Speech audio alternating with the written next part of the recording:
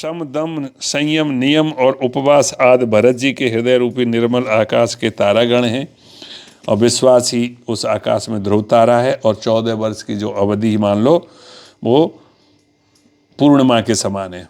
और वो स्वामी श्री राम जी की स्मृति वो आकाश गंगा शरीर की प्रकाशित है। और राम प्रेम ही अचल सदा रहने वाला और कलंक रहित चंद्रमा है। वह अपने समाज नक्षत्रों से नित्य सुशोभित होता है।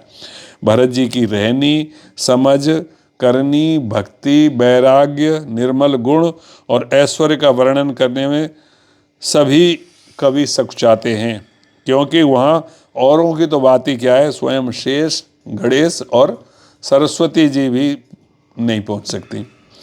वे नित्यप्रत प्रभु की पादुकाओं का पूजन करते हैं।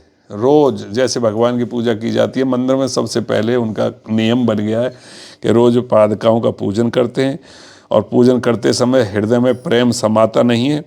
और जो कुछ भी राज्य के काज होते हैं, राजकाज, वो सब वो करने से पहले सबसे पहले वो पादुकाओं से, खड़ाऊओं से आज्ञा लेते हैं, उनसे आज्ञा लेते हैं। शरीर पुलकित है और हृदय में सीता राम जी हैं। जीव राम नाम जप रही है कंटिन्यूअस और नेत्रों में प्रेम का जल है। लक्ष्मण जी, श्री राम जी और सीता जी तो वन में बसते हैं, परंतु भरत जी घर में ही रहकर तप द्वारा शरीर को कस रहे हैं। दोनों ओर की स्थिति समझकर सब लोग कहते हैं कि भरत जी सब प्रकार से सराहने योग्य हैं। उनके व्रत और नियमों को सुनकर साधु संत भी सकुचा जाते हैं और उनकी स्थिति देखकर मुनिराज भी लज्जित हो जाते हैं। तो भरत जी का परम पवित्र आचरण मधुर, सुंदर और आनंद मंगलों को देने वाला है और कलयुग के कठिन पापों और क्लेशों को हरने वाला है। मोह रूपी रात्रि को नष्ट करने के लिए सूर्य के समान है और पाप समूह रूपी हाथी के लिए सिंह है और सारे संतापों के दल का नाश करने वाला है।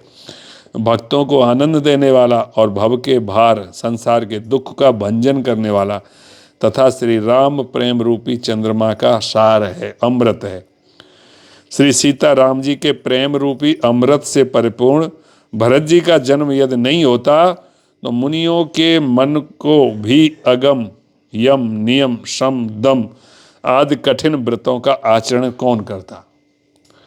दुख, संताप, दरिद्रता, दंभ आदि दोषों को अपने सुयश के बहाने कौन हरण करता।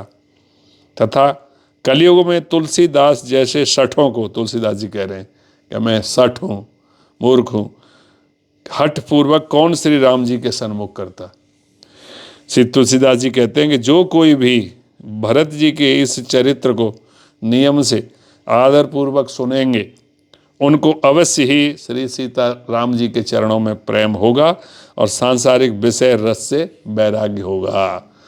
बोलो सियावर रामचंद्र की जय। यहाँ मास पारायण 21वां विश्राम होता है। इति श्रीमद् रामचरितमानसे सकल कलिकलुष विध्वंसने द्वितीय सोपान समाप्तः। कलयुग के संपूर्ण पापों का विध्वंस करने वाले श्री रामचरितमानस का आज यह दूसरा सोपान समाप्त हुआ, मतलब अयोध्या कांड समाप्त हुआ।